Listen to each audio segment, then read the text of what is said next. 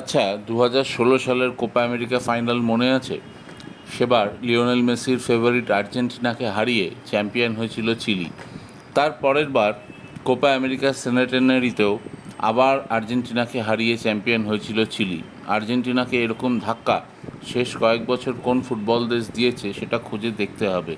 তাই এখন আর্জেন্টিনা বনাম চিলি আর ছোট এবং বড় দলের ম্যাচ নয়, দুটোই বড় ম্যাচ। আজ সকালে অর্থাৎ ভারতীয় সময় সকাল 6:30টায় কোপা আমেরিকায় আবার মুখোমুখি হয়েছিল লাতিন আমেরিকার এই দুটি দেশ। 88 মিনিটে ম্যাচের একমাত্র গোলটি করেন আর্জেন্টিনার স্ট্রাইকার লাউটারো মার্টিনেজ। লিওনেল মেসির কর্নার থেকে চিলির বক্সে জটলার মধ্যে ভলিতে টপ নেট ফিনিশ করেন তিনি।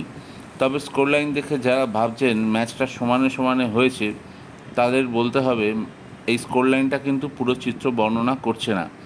আগাগোড়াই দাপট ছিল আর্জেন্টাইনদের, কিন্তু অসংখ্য গোলের সুযোগ নষ্ট করে শেষ পর্যন্ত মাত্র 1 গোলে জিতেছে আর্জেন্টিনা। তাতে অবশ্য তাদের 3 পয়েন্ট পাওয়া আটকায়নি।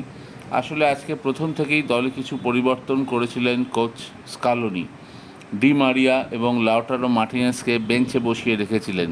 তাই হাজার চেষ্টা করেও নিকোলাস গঞ্জালেস অ্যালভারেজ এবং ডি পলরা গোলের দেখা পাচ্ছিলেন না। চিলি রক্ষণ মজবুত রেখে কাউন্টার অ্যাটাকে আসছিল, মেসিকে মেরে ধরে আটকানোর চেষ্টা হচ্ছিল। তবে এটা আর নতুন কি, এ তো হামেশাই হয়। সেই প্ল্যানে সফলও হয়েছিল চিলি, কিন্তু ডি মারিয়া নামার পর বদলে গেল চিত্রটা। লিওনেল মেসির সঙ্গে তার পুরনো বোঝাপড়া এবং লিঙ্ক আপ প্লে শুরু হতেই ভ্যানিশ চিলি। উইংকেন্দ্রিক আক্রমণে চিলির রক্ষণকে ছিন্ন ভিন্ন রক্তাক্ত করে দিল আর্জেন্টিনা। শেষ পর্যন্ত লাউতারো মার্টিনেজ লিওনেল মেসির ভেসে আসা কর্নার থেকে গোল করে দিলেন। আর্জেন্টিনা পৌঁছে গেল শেষ 8-এ। 28 বছর পর আবার তারা চ্যাম্পিয়ন হতে পারে কিনা এই নিয়ে দ্বিতীয়বারের জন্য, সেটাই এখন দেখার। যারা মেসি ভক্ত এবং আমার চ্যানেলকে ভালোবাসছেন, আশা করি তাদের ভালো লাগছে।